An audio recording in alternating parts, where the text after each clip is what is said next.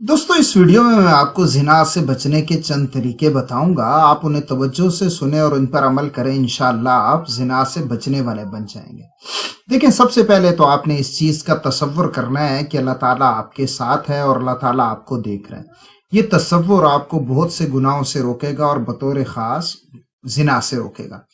दूसरा यह है कि आपने इबादत जो आपके ज़िम्मे हैं उनकी अदायगी लाजमी करनी और बतौर ख़ास नमाज तो आपने किसी सूरत नहीं छोड़नी, क्योंकि नमाज के मुतल्लिक यह है कि वो बेहयाई और बुरे कामों से रोकती है। तो इस वजह से आपने नमाज को ज़रूर पढ़ना है, इंशाअल्लाह वो आपको जिना से बचने में बहुत मदद करेगी। फिर आपने नज़र की हिफाजत करनी है। बाहर जब भी चलें तो आपने नज़रें झुका के चलना है, और घर में जब आपके हाथ में मोबाइल हो तो बहुत एहतियात करनी है कि किसी तरीके से आपकी नज़र मोबाइल की वजह से ख़राब ना हो जाए। तो इसमें आप देखें कि जो सोशल मीडिया की ऐप्स ऐसी हैं जिनकी वजह से आप गुनाह पर जाते हैं, उनको अपने मोबाइल से डिलीट कर दें और उनके मुतबादिल कोई ऐप इस्तेमाल कर लें।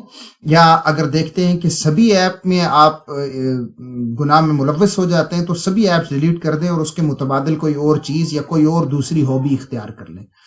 हर वो जरिया बंद कर दें जो आपको गुनाह की तरफ ले जाता है, चाहे वो कोई दोस्त है, चाहे वो मोबाइल पर कोई राब्ता है, चाहे वो मोबाइल फ़ोन है, चाहे वो इंटरनेट है, चाहे वो वीपीएन है, या कोई भी चीज़ है। जो भी जरिया है उसे ख़त्म करें। जब आप ज़राए ख़त्म कर देंगे तो आपके लिए वो दरवाजे बंद हो जाएंगे जिनके ज़रिए आप गुनाहों तक जाते हैं। कोई दोस्त है तो आप उससे इतना तल्ख बोलें और इतनी गालियां उसे दें ताकि वो आपके राब्ते से दूर हो जाए और आइंदा आपको गुनाह का मौका नहीं मिले। इसी तरीके से हर वो चीज़ जो गुनाह की तरफ लेके जाती है उसको किसी ऐसे तरीके से अपने से दूर करें कि वो आइंदा खुद आपके पास ना आ सके और आप को भी जाते हुए शर्म आए कि अब उसके पास कैसे जाऊं। तो ये इंशाल्लाह आपको बड़ी मदद करेगी जिना से बचने में ये चीज़। एक और चीज़ ये है कि आपने बुरे दोस्तों को छोड़ना है। याद रखें, आपके बुरे दोस्त आपको गुनाहों पर आमादा करते हैं। आपके अच्छे दोस्त होंगे तो आप गुनाह की तरफ नहीं जा सकेंगे। इसलिए जो नेक लोग हैं ना,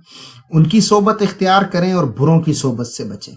एक और काम आपने ये करना है कि जब आप फ्री होते हैं ना तब गुनाह करते हैं, इसलिए आपने फ्री नहीं रहना।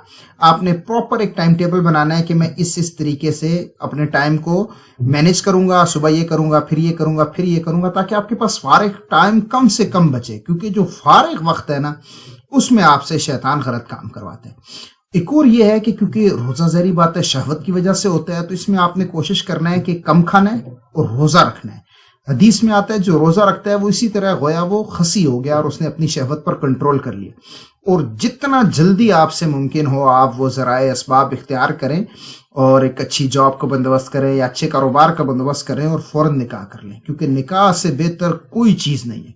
फिर इस तरीके से निकाह के बाद भी आपने जो है कोशिश करनी है कि तौबा और इस्तिग़फ़ार कसरत से करते रहना है, दुआएं अल्लाह से हर वक्त मांगते रहना है, और निकाह से पहले भी। तो दुआ आपको जिना से बड़ी आसानी से रोकेगी। और अगर कोई गलती हो जाए किसी भी तरह की, हाथ से कोई गलती हो गई, नज़र से गलती होगी, जिस्म से गलती होगी, हत्ता के ख्यालात से भी गलती होगी, तो इस पर इस्तिग़फ़ार करें, अल्लाह से माफ़ी मांगे। और बार बार जब आप इस्तिग़फ़ार करेंगे और बार बार दुआ करेंगे तो अल्लाह ताला आपको उससे बचा लेगा अपनी रहमत के ज़रिए। और हमेशा ये सोचें कि जो मैं आज कर रहा हूँ मैंने इसका कल जवाब देना है, तो इंशाअल्लाह आप इस चीज़ से बच जाएंगे। ये वीडियो आपको अच्छी लगी होगी, इसे दोस्तों तक भी पहुंचा